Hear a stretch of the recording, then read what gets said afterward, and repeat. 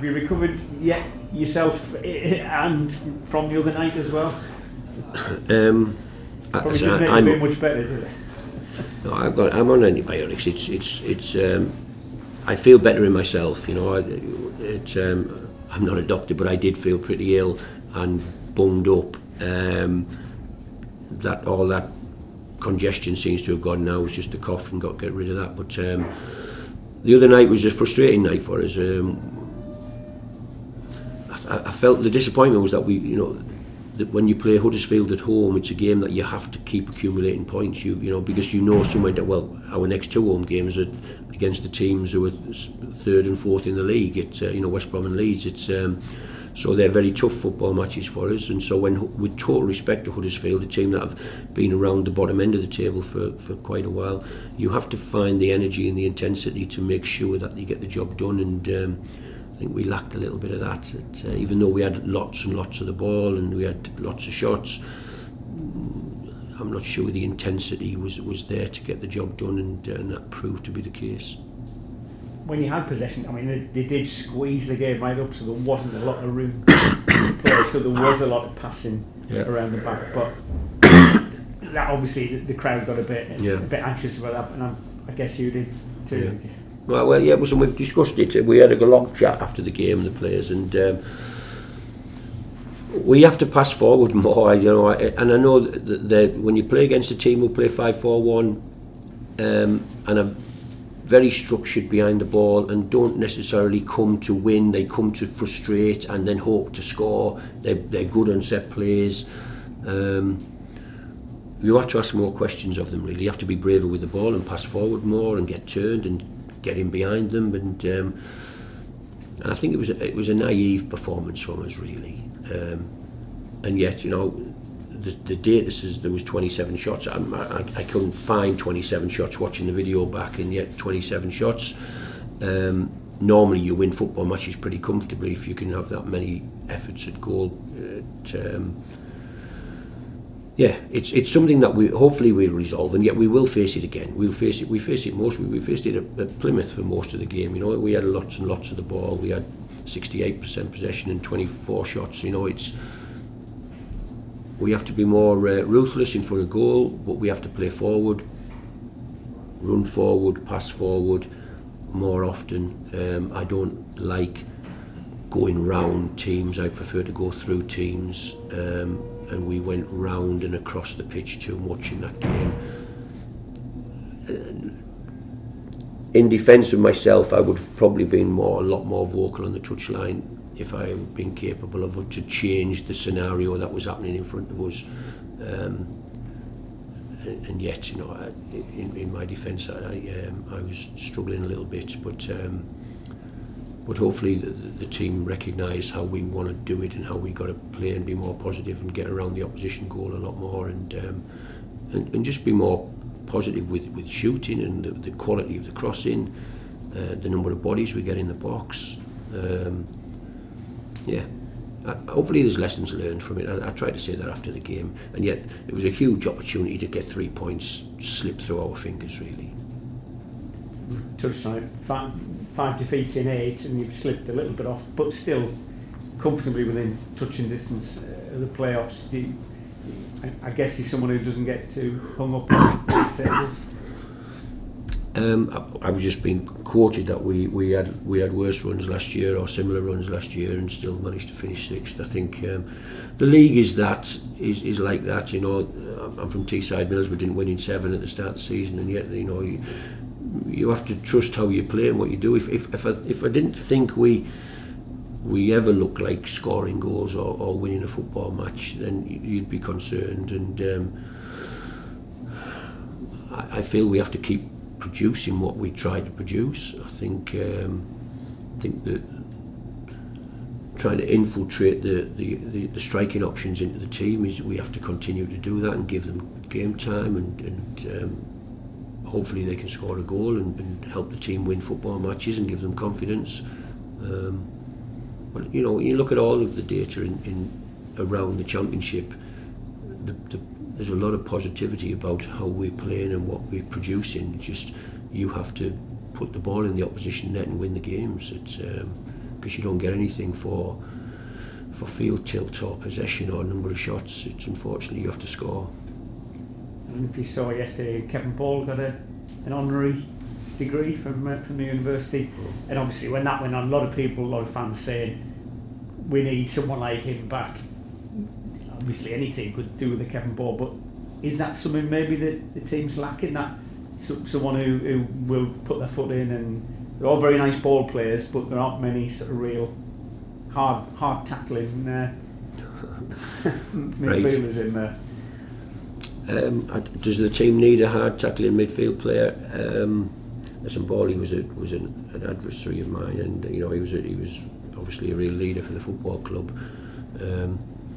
Depends what do the people want, what do the team need, what do the fans of the football club want? Do they want to see a football team that can dominate football matches and keep the ball and move it around? And I'm not sure how many goals Kevin scored, but I feel as if we can generally dominate games in the Championship.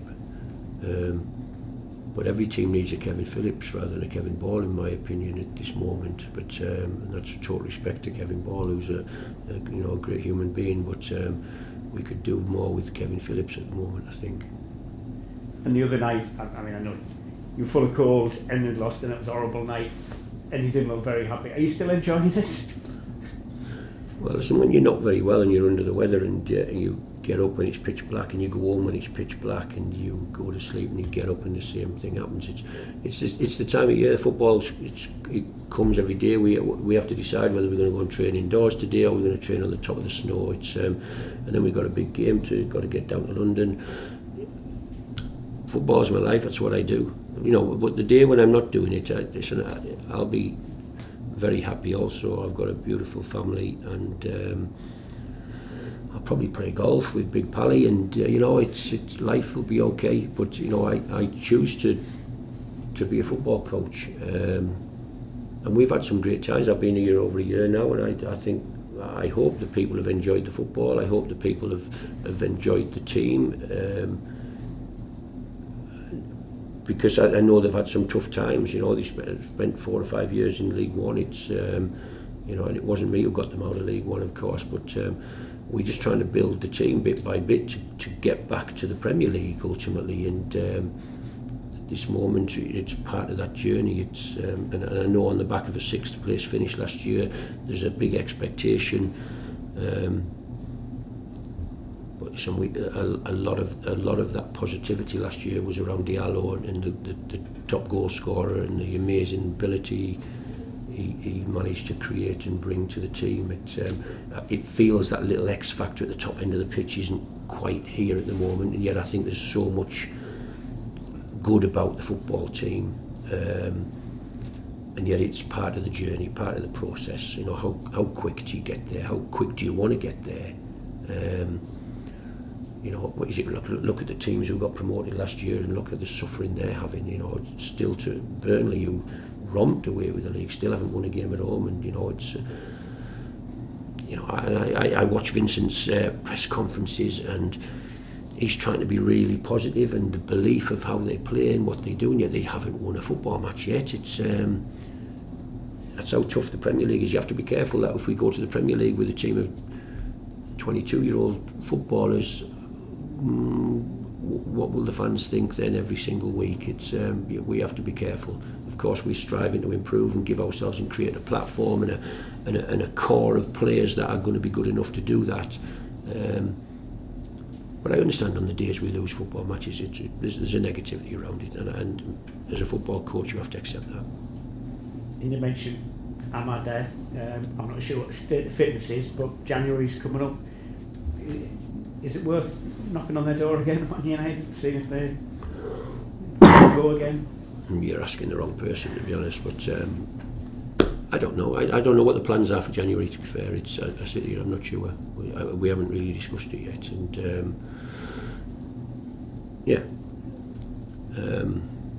I would imagine, Ahmed, if he's going to be fit, he'll be going off to African nations, I would assume, and so I wouldn't think it'd be available for the whole of January anyway, but let's see what January brings. Let's see who comes, who goes, what the team looks like. let's see what the club are thinking of how we're doing by then. You know, it's a long time in football. There's a lot of games to go before we get to January. Tony, as much as playing Wednesday to Saturday, as you said before, is intense, is it good to have another fixture so soon Wednesday to shift the focus away from that loss? I don't mind this idea. We understand this is the league we're playing in. It's no preparation for this game because it's 6 inches of snow out there. We have an indoor arena, but 3 or 4 of the players don't train on the hard surface indoors, and so it's very difficult preparation. And yet I'm trying not to make any excuses. The team, we have to go to Millwall and be ready and try and take 3 points. It's never easy at Millwall, of course, and yet they've lost a couple of games. They'll have a real intensity about the way they want to try and get back on track, and so do we. We have to have a real intensity about not losing a 3rd game on the bounce. So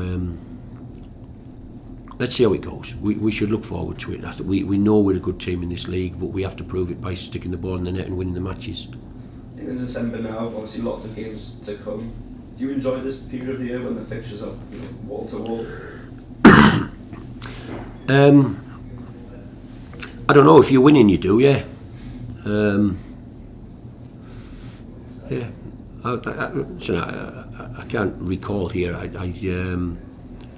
think this time of the year should be good for us. We're young, we're athletic, we're hungry to do well.